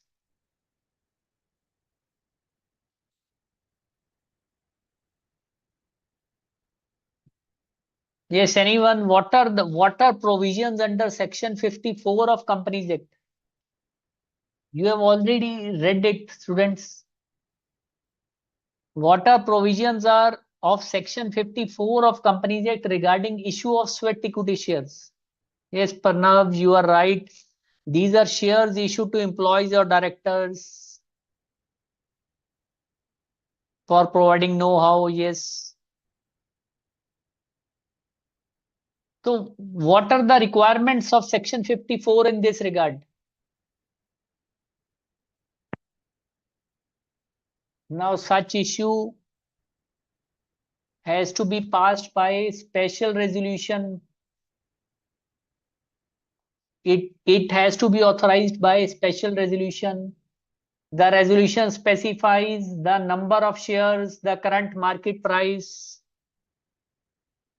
and consideration, if any, and all the other attendant requirements. So the auditor would be, um, yes, Kiran Kumar ji, you are writing correctly. There will be a lock-in period restricting sale of them for a particular period. So the auditor would be checking all these requirements. So if you know the law provisions, you have to write it in a manner that these look like audit procedures. You would have to frame it in such a manner that these become audit procedures. So you would write that all the requirements of section 54 have been complied with, like the issue of sweat equity shares uh, is authorized by the company by way of a special resolution, and what does the what does it specify. So all these requirements which we have discussed would be verified by the auditor, and these become in nature of audit procedures. So again, directly taken from the law provisions, less of auditing and more of law. Yes, Paranjali, according to SEBI guidelines, is also correct in case of listed companies.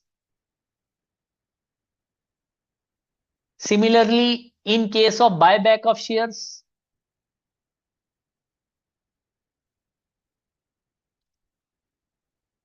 the provisions of section 68 have to be verified whether these have been complied with or not. So what is buyback of shares, students? Yes. What is buyback of shares?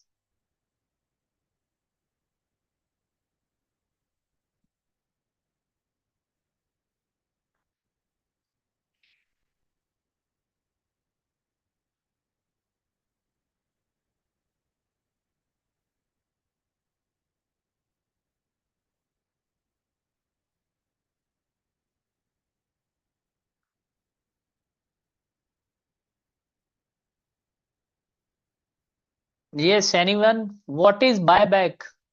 And why do companies resort to buyback? Any reason, any one reason why a company may be resorting to buyback?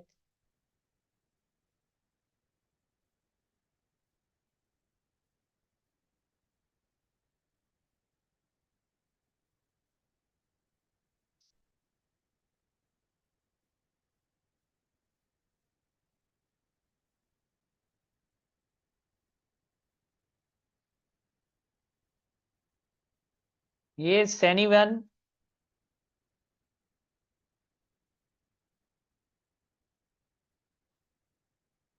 Yes, Ritika, you are right. Tejaswin, you are also right. So buyback means purchasing companies on security, companies on shares. So as the name suggests, buyback, where the company buys its own shares. Now, what could be the purpose behind it? Yes, to increase share values. Yes, Kiran Kumarji, you are right. Yes, Apurva, you are also right.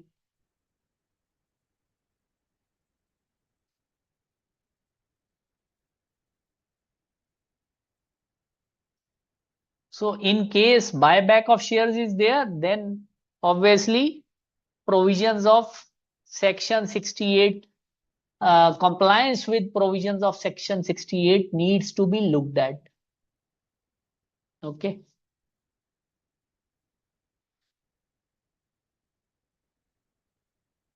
So we'll again see what is there in your module. So we have just got a broad outview of this topic, that is verifying share capital. We'll see the main points, students. So no shares have been issued at a discount, section 53. If such have been issued at discount, then these should fall in the conditions which are there in section 53, like in case of debt restructuring, or in case of sweat equity shares.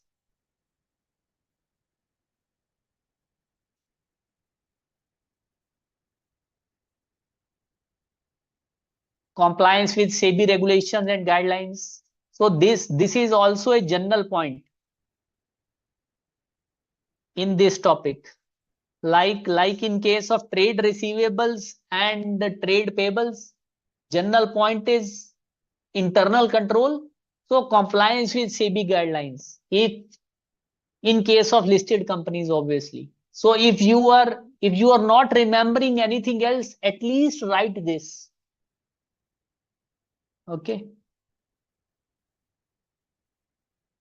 Obtain and verify copies of forms filed with MCA, like um,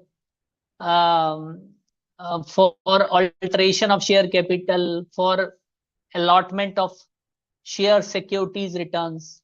So guys, remember this topic which has law provisions.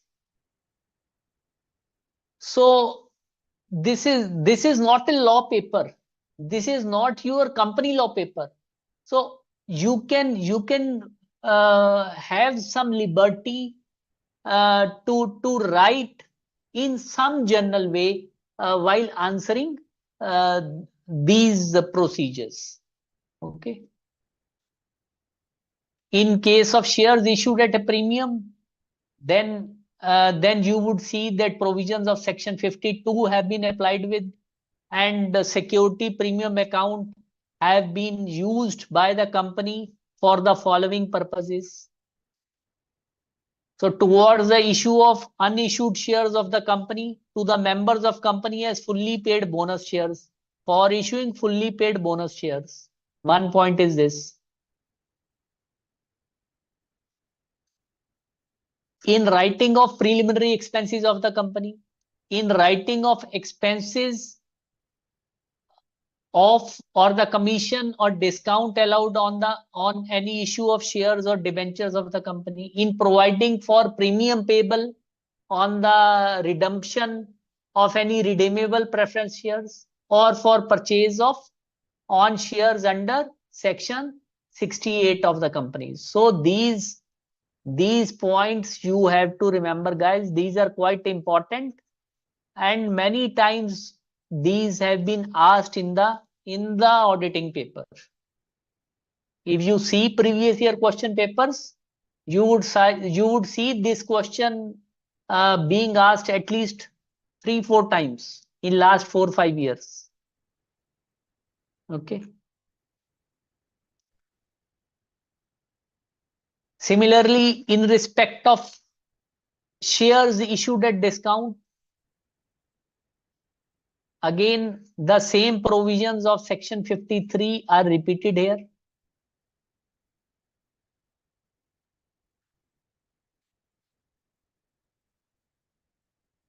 So first of all, provisions are stated that a company shall not issue shares at a discount except in case of sweat equity shares as provided for in section 54 of Companies Act.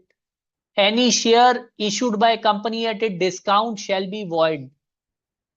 So this is what section 53 of the Companies Act states. But it provides an exception also in respect of debt restructuring.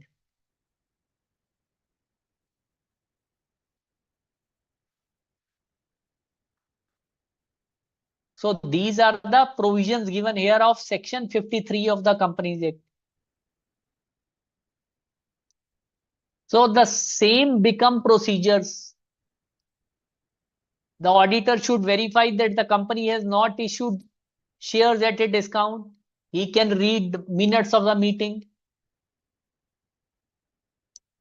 In case shares have been issued at discount, in context of a debt restructuring plan, then he has to see that it is in accordance with the guidelines issued by RBI.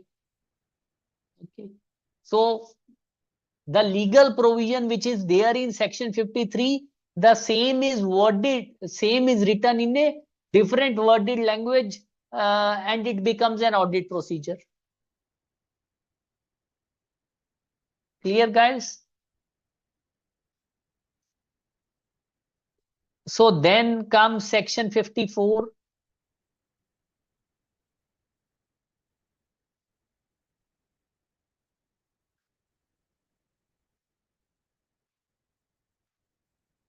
Section first, it explains the meaning of sweat equity shares. That sweat equity share means equity shares issued by the company to its employees or directors at a discount or for consideration other than the cash, for providing technical know-how or making available the rights in nature of IPRs, which many of you are writing. So all the law provisions which are there in section 54 become audit procedures. So these are nothing but provisions of section 54. That this issue is authorized by special resolution passed by the company. Now this is the requirement of section 54. The resolution specifies the number of shares, current market price, consideration, if any, and the class of employees to whom such shares are issued. This is again requirement of section 54. And whether requirements of SEBI have been complied with, if the company is listed, again, this is a requirement of section 54. So this is also stated in section 54.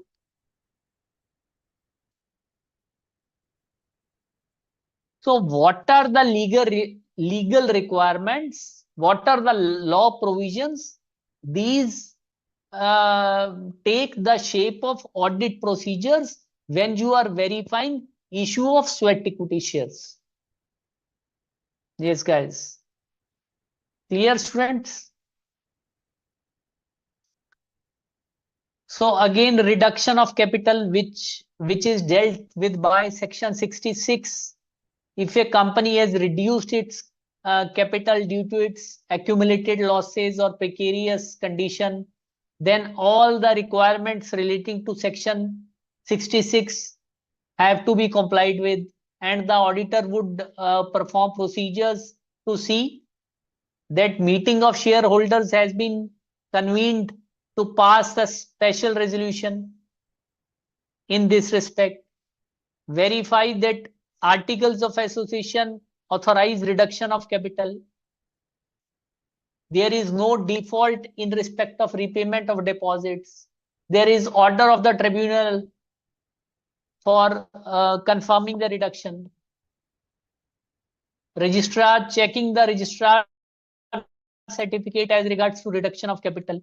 So all these procedures which are there in your statute in Companies Act, these form part of audit procedures. Similarly, section 68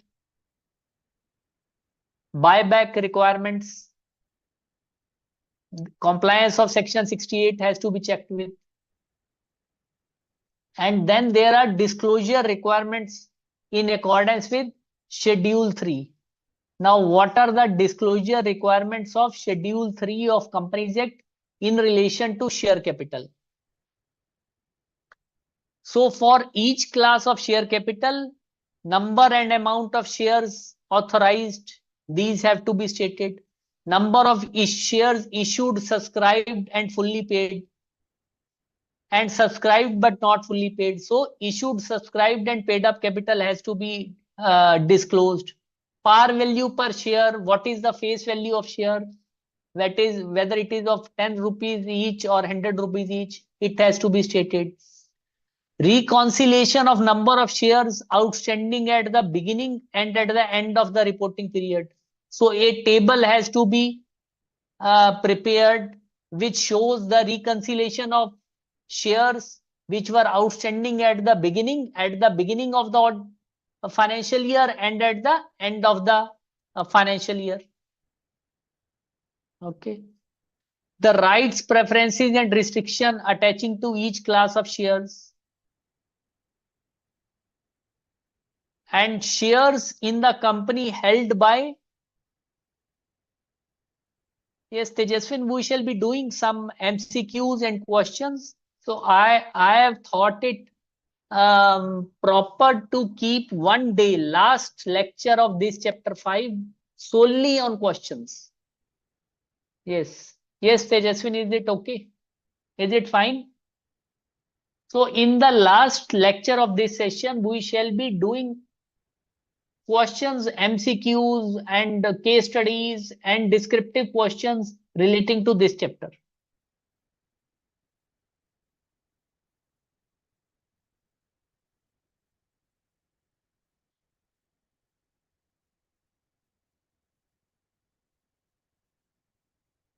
Shares in the company held by each shareholder holding more than 5% shares, specifying the number of shareholders held, number of shares held.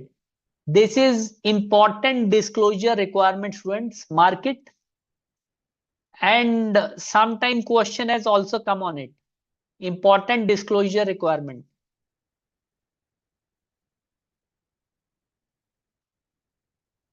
So those shareholders who are holding more than 5% of shares, so separate disclosure has to be there in the financial statements regarding those shares. Okay.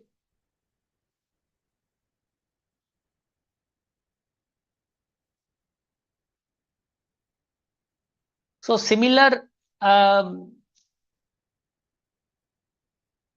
requirements are there in respect of share capital, and this is also important disclosure requirement in respect of shareholding of promoters.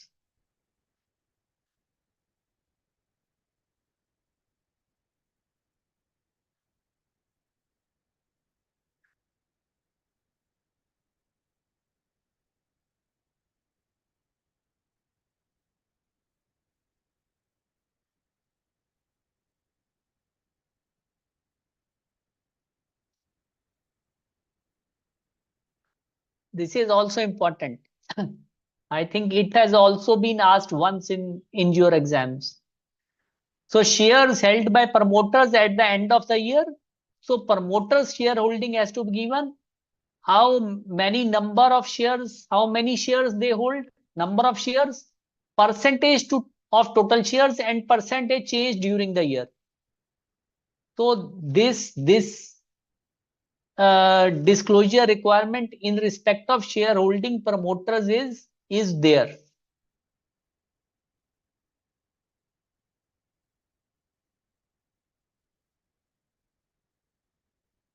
And again, utilization of borrowed funds and share premium. This is on the same lines which we had discussed earlier, guys.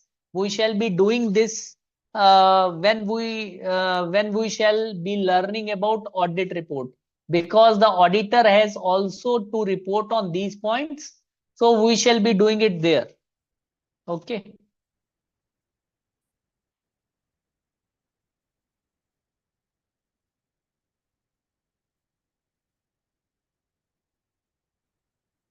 Yes, guys, is it clear? Now, guys, we shall see audit procedures in relation to reserves and surpluses. Now, these also form part of shareholder funds. Now, what are reserves? Yes, what are reserves, guys? What are reserves?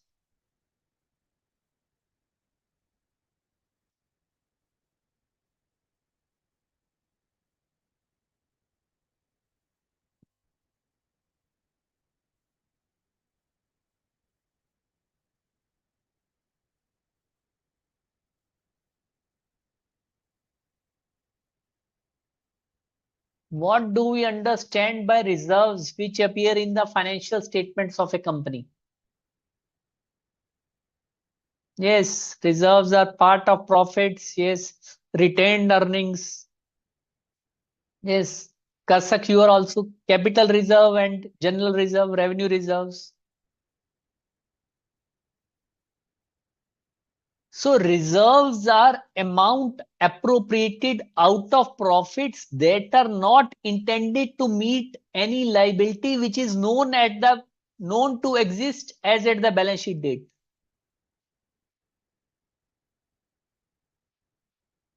So obviously reserves are created out of profits.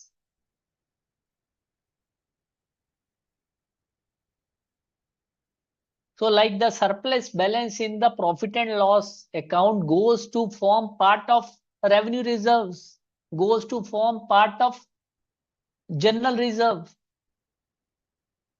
and the capital reserve, like when you sell some asset and you make profit on it, then it forms part of capital reserves. So revenue reserves are available for distribution to shareholders or for purposes like for strengthening the financial position of the company, for meeting the working capital requirements, for augmenting the working capital requirements, or to fund the extension of business, to develop a new line of business. Okay. So capital reserve is a reserve which doesn't include any amount regarded as free for distribution. These can't be used for distribution among shareholders, for dividends. Okay. Like security premiums account, like capital redemption reserve account. Now we have already understood that these can be used only for specific purposes, which is in accordance with the requirements of law. Okay. Like we have just considered that in what manner securities premium account can be used in accordance with the provisions of section 52 of the Companies Act. Yes, Ritika, diminution means reduction. Diminution means reduction. Now, in auditing, generally you would find the word being used as diminution uh, instead of reduction, like diminution in the value of assets. Yes. Clear? Is it clear to you, Ritika?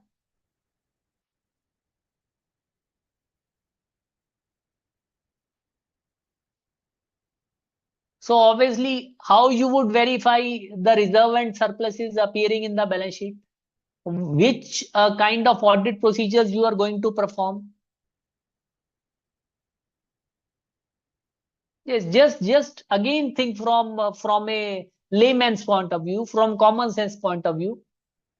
How you would verify reserve and surpluses?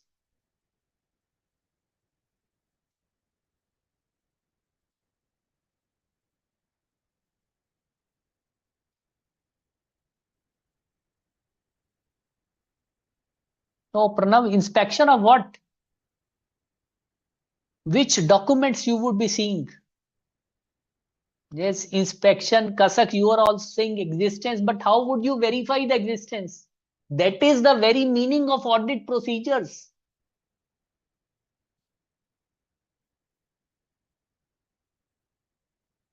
Yes. So what you are basically going to do, this is the meaning of audit procedures. Yes, Paranjali, you are right. Checking schedule of reserve. You would check the schedule of reserve, verify the opening balances with the previous balance sheet, tally the closing balances of the previous balance sheet, and see whether these have been correctly brought forward. And what else you would do?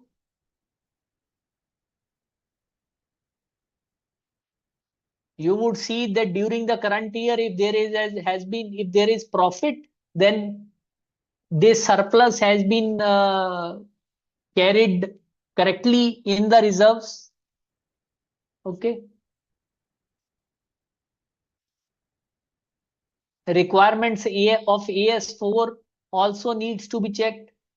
Like one requirement is given, like if as on balance sheet date, the dividends are declared after the balance sheet date, then a company should not recognize these in the financial statements, because these are not liabilities. However, these should be disclosed in the notes to accounts. Okay.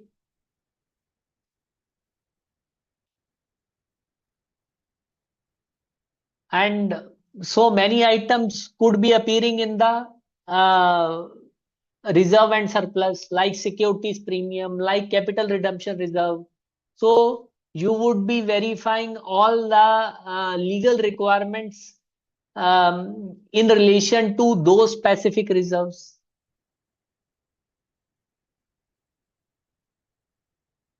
And there are also disclosure requirements of Schedule 3. So reserves have to be classified as capital reserves, capital redemption reserve, security premium account, debenture redemption reserve, which you have already learned under Section 71 of the Companies Act. Revaluation reserve, and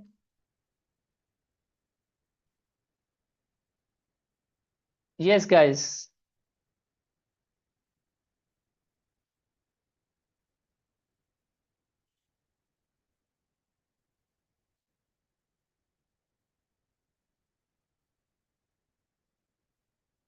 Yes, Nancy, you are writing verify financial statements. But see, in the exams, you just can't write in a very general manner. So when you are writing verify financial statement, what does it mean? Verification of financial statement is part of is what the audit is all about. Which specific audit procedure you are writing? So you are not going to get any credit in the exam for writing this line.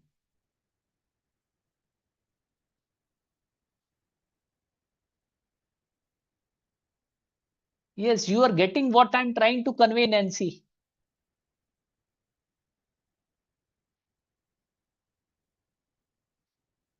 Yes, Nancy.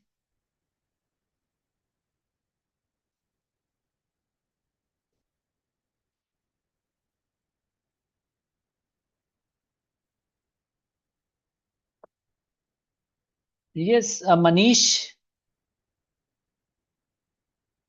हाँ, unmute कर दो. Yes, guys, if you want to ask something regarding preparation of these topics of, or what we have studied in relation to these topics in chapter 5 up till now.